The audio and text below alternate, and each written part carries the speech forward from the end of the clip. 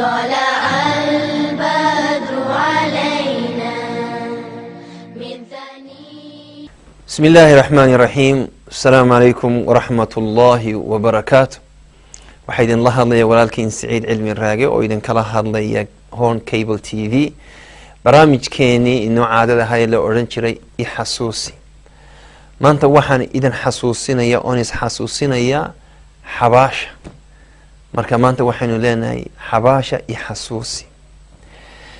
nabiga sallallahu alayhi wa sallam maalin buu wuxuu arkay dad meel ku urursan. markaasuu nabigu sallallahu alayhi wa sallam ku cararay. markuu ku cararay saxaabigii markaa xadiidka warinayay wuxuu dhana waan daba galay nabiga sallallahu alayhi wa sallam. markaasuu soo cararo dadkiibuu sidaa u kala baneeyo wuxuu arkay ina xabaal loo qodayo. xabaashii markuu nabigu sidaa u arkay ayuu maroro dilaaco ilmaa ka timi oo adkaysan kari waayay. lugihii uu ku taagna ayaa la gariirayo jilbaha ayuu ku dhuftay sallallahu alayhi wa sallam. madaxuu hoos u dhigay garka ayuu halka kashka u saaray. markaasuu ilmeeyay. markaas dadkii meesha joogayna la ilmeeyay nabiga sallallahu alayhi wa sallam. ilmadii isha ka socotay ayaa garkii nabigii weynaa qoysay sallallahu alayhi wa sallam. xabaashu sidaa u eegay markaasuu walaalayaal limithli hada facmalu. tan oo kale u shaqaysta u dadaala.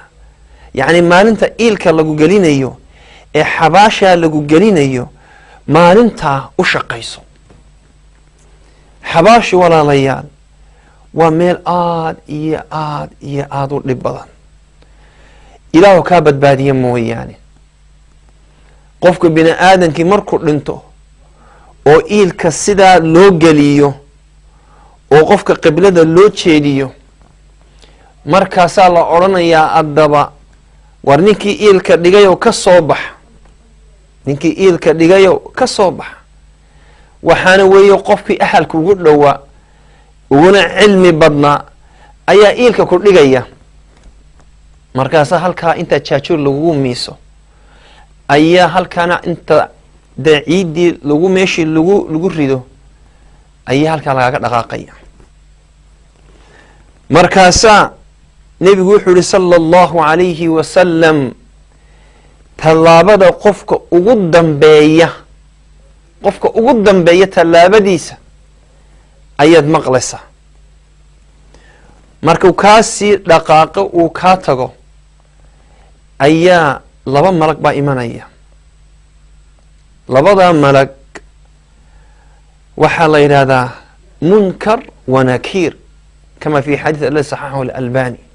munkar wa nakiir waxaa la yidhi indhahoodu waa buluug. waxaa la yidhi ilka waaweyn ayay leeyihiin. ibn اlqayim wuxuu yidhi bini aadan cadaab labadaasaa ugu filan.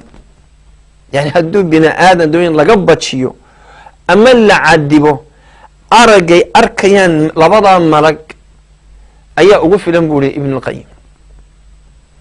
labadaa malag markaa waxay doonayaan inay ku kiciyaan oo su-aala lagu weydiiyo. markaasay madaxa kaaga bilaabayaan oo xagga mijaha kaaga imanayaan oo xagga midig bay kaaga imanayaan oo xagga bidix bay kaaga imanayaan. markaasaa salaadaadii iyo sadaqadaadii iyo siyaamkaagii iyo alamr bilmacruufkii iyo silati raximkii wixii oo dhan baa kuusoo halgamaya. markaa midaas ohanaya may xaggayga kasoo geli maysid. ninkani wuu tukan jiray xaggay ka iman maysid. ninkani wuu soomi jiray dhinacayga kasoo mari maysid. gabadhani hooyadeed bay u fiicneed waalidkeed bay u fiicneed waalidkiiba marka raximkii iyo silati raxim baa ku difaacaysa. aakhirka marka haddii u fiirsa dhinaca kalena markaa qofka haddaanu salaad la imanin oo aan sadaqa la imanin oo aanu zaka la imanin oo aanu silati raxim la imanin oo waalidka aanu u fiicnayn oo qiraa'adii qur'aanka aanu gacanta ku haynin dee cid ku ilaalinaysa iyo cid ku difaacaysa iyo cid security ku noqonaysa iyo cid ma jirto.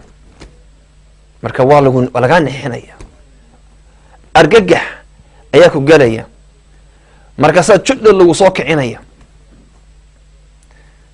markaasaa lagu odhanaya labadii malag ayaad arkaysaa.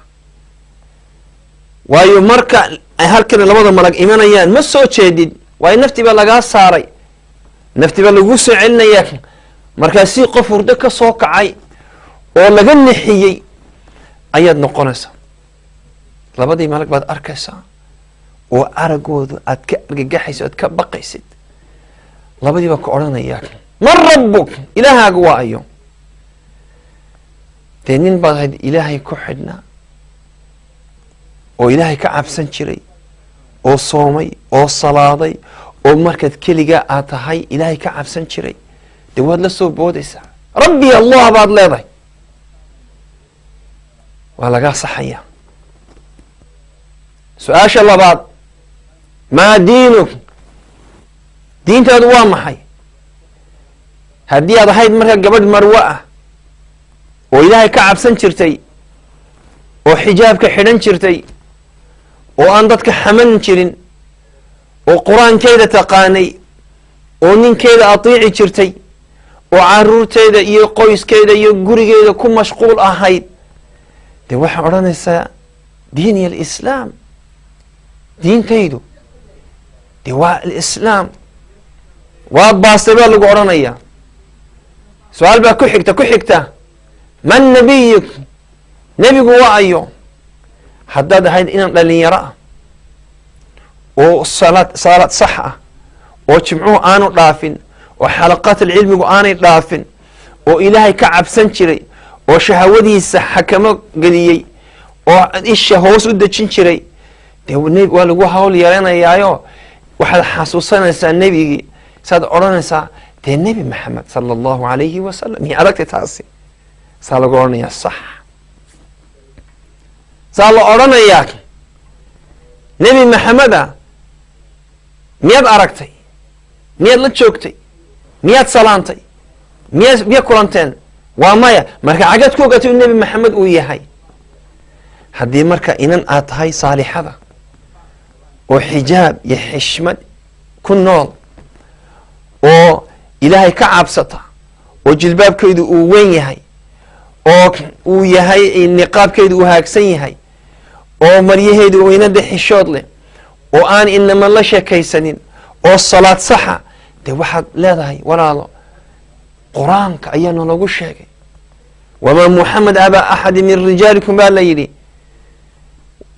maxay qur-aanka lagu sheegay? suurata ali cimraan baa lagu sheegay, suurat alaxzaab baa lagu sheegay, suurado fara badan baa lagu sheegay, suurat alisraa baa lagu sheegay, subxaana aladii asraa bicabdihi. dee qur-aanku ka buuxa sax. haddii laakiin aad qof ilaahay aan ka cabsan jirin aan ahayn oo kuwalaba ilaahay waa muslim baanu nahay, diinka miyaad naga xigtaa? halkaasu ku jira, halkan buu ka buuxaa iimaanku. waa lagu kicinaya, adoo argagaxsan baa markaa soo kacaya. man rabbuk baa luu yidhi. waan qayili jiray iyo dad baan xaman jiray iyo siyaasad baan ku dhex jiray iyo reer hebe baan abtirin jiray iyo reerkaygan u dagaalami jiray iyo kaa saari mayso. qofku markaa wuxuu odhanaya ha waxaan dadka dee ma ogi. saa lagu leeyahay okay, ta ku xigta maa diinuk, diintaadu waa maxay? hadday gabadh